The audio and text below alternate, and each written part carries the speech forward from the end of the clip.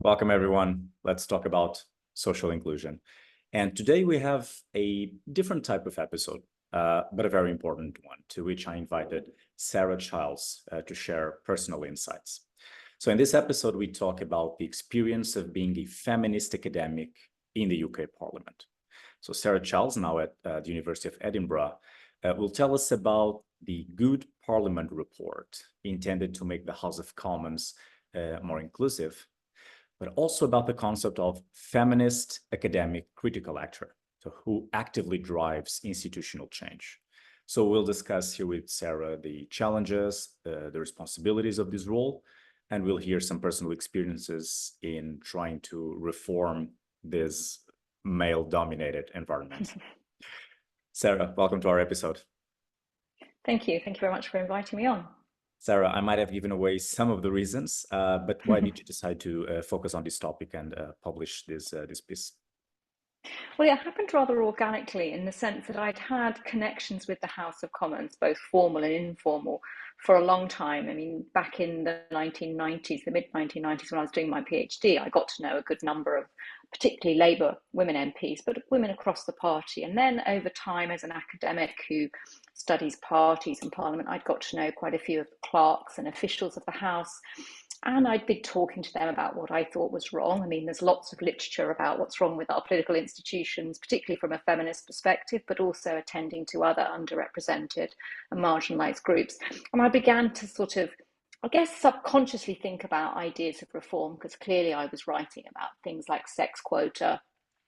But what really, I suppose, happened was that as a consequence of being formally part of a process, back in 2010, there'd been what's called a Speakers' Conference on Parliamentary Representation. A Speakers' Conference is just another way of talking about a special committee that's set up to inquire into sort of constitutional questions in the UK. And I was the gender expert on that. And I suppose that gave me a greater insight into how the House worked and the kind of concerns.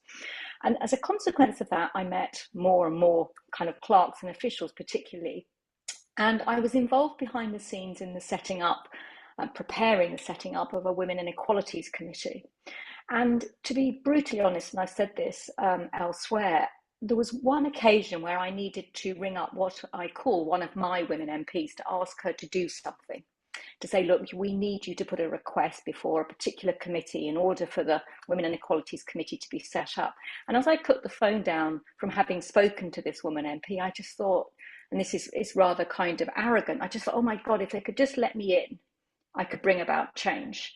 And it was that combination of having experiences working behind the scenes, getting to know a lot of people, the broad sort of politics and gender literature that made me know what was wrong in broad terms, and then this thought that I could just do something if you gave me enough time. And at that point, I remembered an email from my university about a particular scheme that provides funds for academics to do what's called impactful research, to go somewhere or to work with an external organisation of some kind to bring about change. And I just thought, if I could be brought out of my teaching, give me a few months in the House of Commons, I reckon I can bring about change. So that was the kind of prompt. And of course, that relies on a lot of sort of arrogance, which I didn't really have any basis for, because I had no real idea about what I was doing. But there was that sort of having had some initial relations, some initial efforts being successful, and just thought, I can do this. And it was that then encouraged me to approach the House of Commons.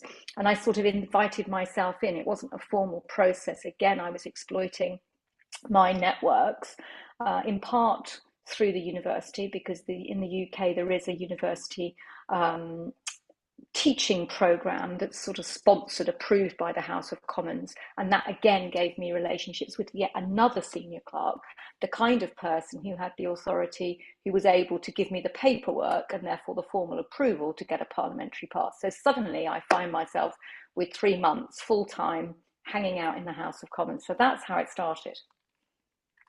And so you started this, this initiative, Impact for Reform, empowered by these connections.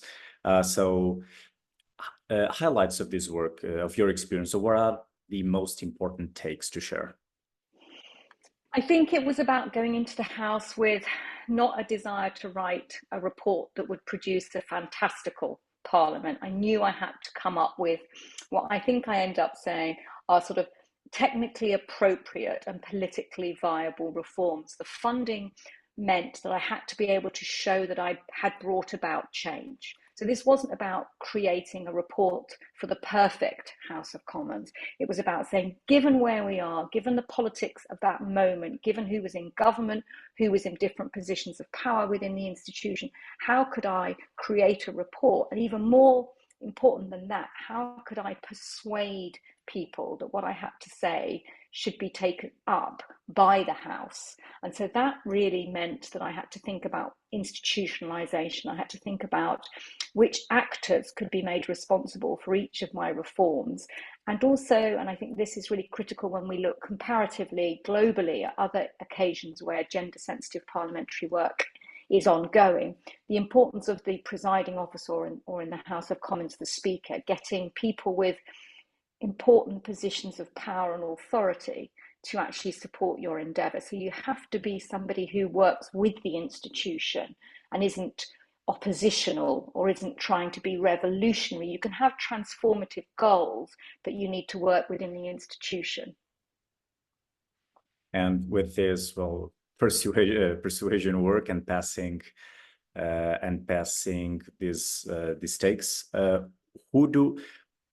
my question is, what lessons did you pretend to pass on when you did this article for social inclusion, following your experience, and to whom was these lessons? Yes, I wanted to, I think, demystify some of the work that impactful researchers engage in.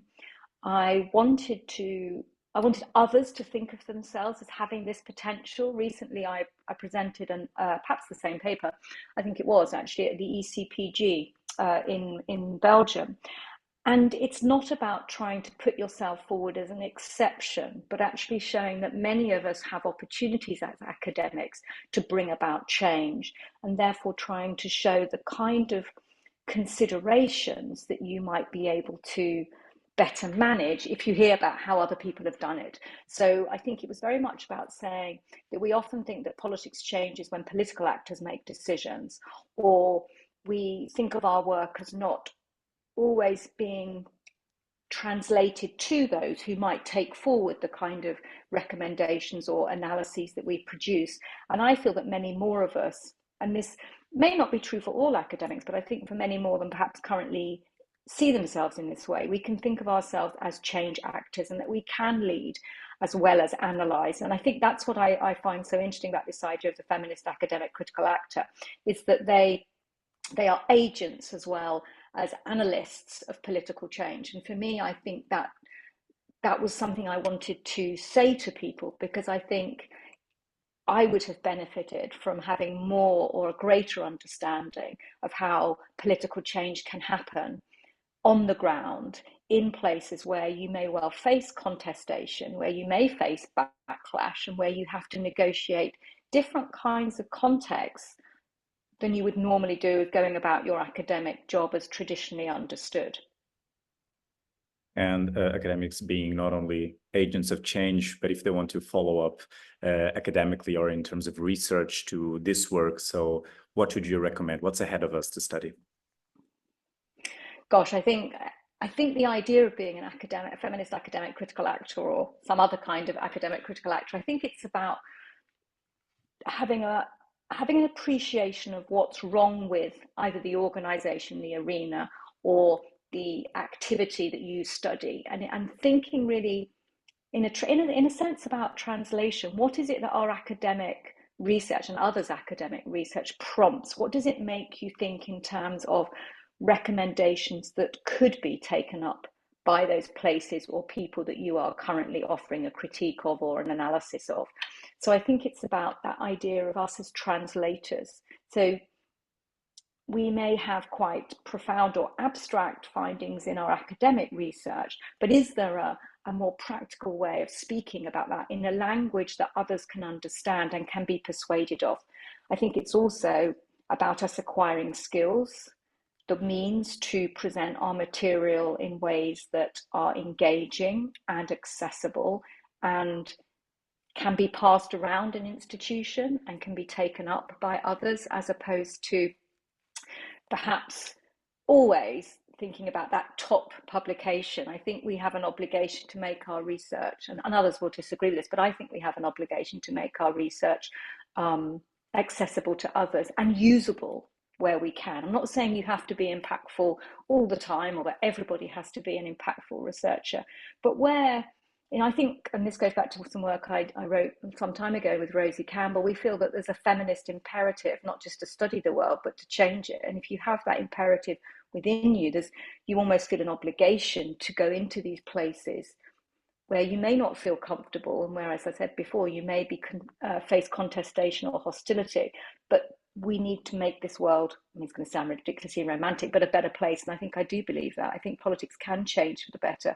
Even these most traditional of institutions can be reformed. And I think that's where it seems to me theorists of democracy, practitioners of democracy, deliberative democratic debates are all sort of centering on this idea of how do we redesign and rebuild our politics, particularly in an era of democratic backsliding, popularism, polarization, authoritarianism. I think as academics, there's a responsibility for us to try to prevent that overwhelming democracies. Mm-hmm. Well, and I totally agree with you. That's why we actually also started, for example, this project to give a voice beyond just a publication, just publishing, just that. Yeah. Because this matters. And you gave away some takes in this episode, but before we close it, let's do what you committed yourself to do. So being a critical actor. So what reflections personally did you have with this work at the Parliament all these years? So more of your personal experience. What would you share? I think it was exhausting work, and that perhaps as academics, we haven't had the training to try and be change actors. So much of this was making it up as I went along and trying to learn on the job. And I think there may be something there in terms of skilling up academics to bring about change. I'm sure that there's a lot there we could benefit from. I think there are concerns I have around the public risks of being on the political stage or in the public realm. That may well and will vary by different identities. So some people will be more or less subject to criticism, contestation, hostility. I found myself in the pages of a tabloid newspaper, being ridiculed by a political commentator. I think we also, as academics and the universities, need to be aware that if you are either supporting or expecting us to do this kind of work, again, we may need greater protection, greater training, greater support.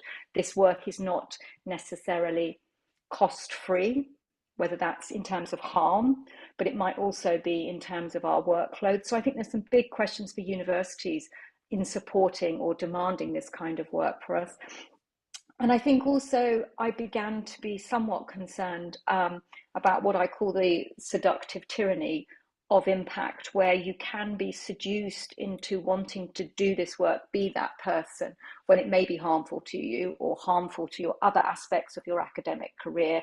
Or maybe, and I think this is absolutely fundamental, what point can I say to my institution, I don't want to do this anymore?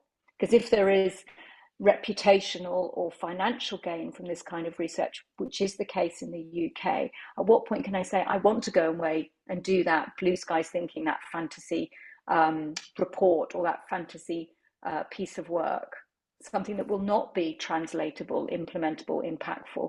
So I think there's some quite significant questions around who can do this kind of work, how is it done, the conditions under which you do it, and what the costs may be of that. But I don't want to end on a negative point if we're coming towards the close. I want to also say that I think that one's own research, when it is, if you like, academic, can benefit hugely from the insights you gain from this kind of impactful research, but also from the relationships that you develop and the additional access and insights that you can gain. So, there are costs, but there are massive benefits from doing this too. And it's great reflections for academics that want to be, of course, agents of change, that, there's a good part and the bad part of that process. Yeah, and sure. So if you had to, it's quite challenging now after all these reflections you did, but if someone just came to our episode and wanted in 2 sentences for you to sum up all we just discussed, so a punchline of this conversation, what would it be?